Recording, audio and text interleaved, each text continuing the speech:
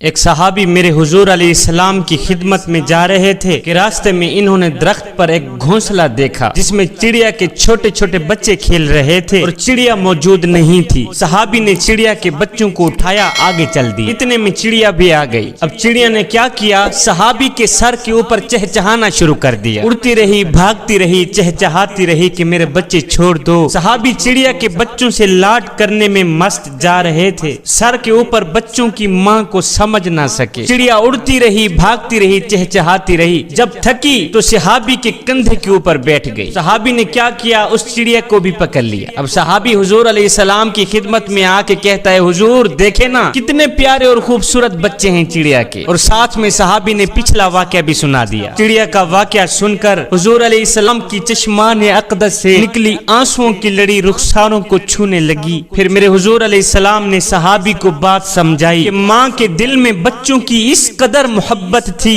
اس قدر پیار تھا کہ پہلے تو چڑیا تیرے سر پر اڑتی رہی، بھاگتی رہی، چہچہاتی رہی، فریادیں کرتی رہی، منتیں کرتی رہی کہ میرے بچوں کو چھوڑ دو، خدا کے لیے میرے بچوں کو مجھ سے الگ نہ کرو۔ جب ماں اپنے بچوں سے یا بچے اپنی ماں سے ساری زندگی کے لیے الگ ہوتے ہیں تو ماں کی کمر ٹوٹ جاتی ہے، ماں کا جگرا پھٹ جاتا ہے۔ خدا کے لیے میرے بچوں کو مجھ سے الگ نہ کرو، میں تجھ سے بچوں کی آزادی کی بھیک مانگتی ہوں، میرے بچے مجھے واپس کر دو۔ مگر جب آپ اس کی بات نہ سمجھ سکے تو اس ننھی سی ماں نے، چھوٹی سی ماں نے یہ فیصلہ کیا کہ میں بچوں کے بغیر تو رہ نہیں سکتی، میں ایسی آزادی کا کیا کروں گی کہ اپنے بچوں سے بھی الگ ہو جاؤں، اپنے بچوں سے بھی جدا ہو جاؤں۔ اس سوچ کی بنیاد پر ماں بھی تیرے کندھے کے اوپر آ کے بیٹھ گئی کہ جہاں بچے جائیں گے ماں بھی ساتھ میں جائے گی، اگرچہ میں قید ہو جاؤں گی باقی نہیں اپنے بچوں کا دیدار تو کرتی رہوں گی، میری آنکھیں بچوں کے دیدار سے محروم تو نہیں رہیں گی۔ یہ سن کر صحابی کی آنکھیں چھم چھم برسنے لگ گئیں۔ میرے حضور علیہ السلام نے فرمایا، صحابی جاؤ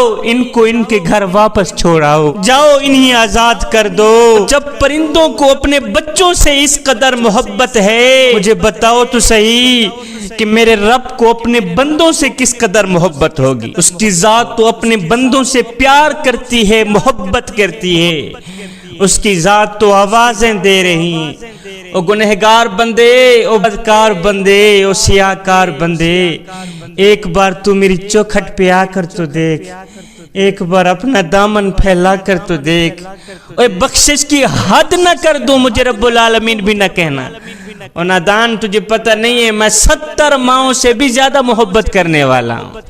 اے بندے مالک کی چوکھٹ پہ آیا کر، مالک کی چوکھٹ پہ آ کے اپنا سر سجدے میں رکھ کے اتنا کچھ کہا کر کہ در کھول دے مولا رحمت دے، سڈ عیب گناہ سب معاف چکر، کر کرم دی بارش ہر کہہ دے، سڈ سینے بغض تو صاف چکر، اور محروم نہ کر سکو رحمت تو، اج رحمت اپنی خاص چکر، اے سچ ہے اسا مجرم ہیں پر تیرے ہیں سکو معاف چکر۔ حضرت عمر فاروق رضی اللہ تعالی عنہ نے حضرت سعید بن عامر کو کسی علاقے کا گورنر بنا دیا۔ 6 ماہ بعد حضرت عمر فاروق رضی اللہ تعالی عنہ اس علاقے میں گئے، لوگوں کو بلایا، ساتھ میں گورنر کو بھی بلایا، لوگوں سے پوچھا کہ گورنر صاحب کی کوئی شکایت ہے تو بتائیں۔ لوگوں نے کہا، حضرت جی گورنر کی ہمارے پاس 4 شکایتیں ہیں۔ پہلی شکایت یہ ہے کہ ہمارے گورنر جب نئے آئے تھے تو فجر کی نماز کے فوراً بعد بھی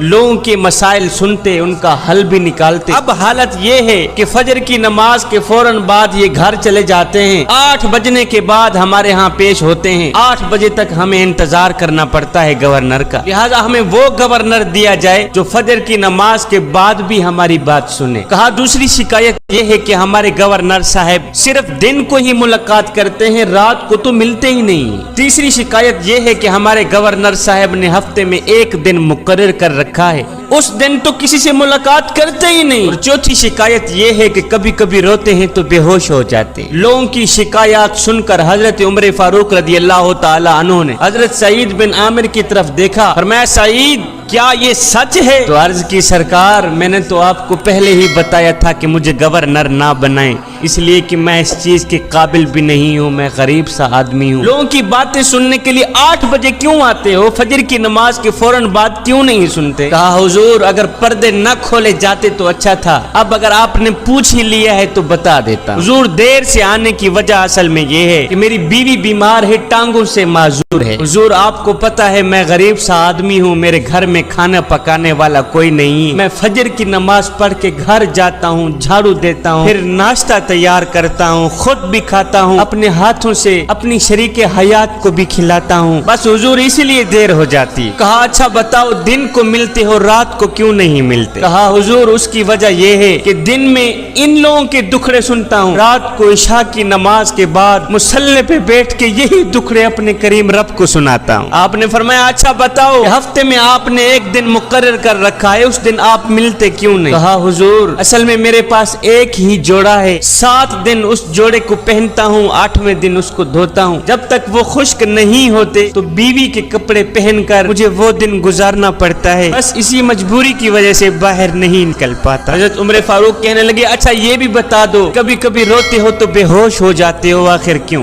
कहने लगे हुजूर मेरी उम्र 40 साल की थी जब मैंने कलिमा पढ़ा था, 40 साल मुझसे बड़े बड़े गुनाह हुए, गलतियां हुई। हुजूर जब 40 साल की वो खताएं मुझे याद आती हैं तो ख्याल आता है कि कहीं कयामत के दिन अगर अल्लाह ने पूछ ही लिया, वो गफलत में गुजरे 40 साल मुझे याद आते हैं तो मैं रोता हूँ, बेहोश हो जाता हूँ।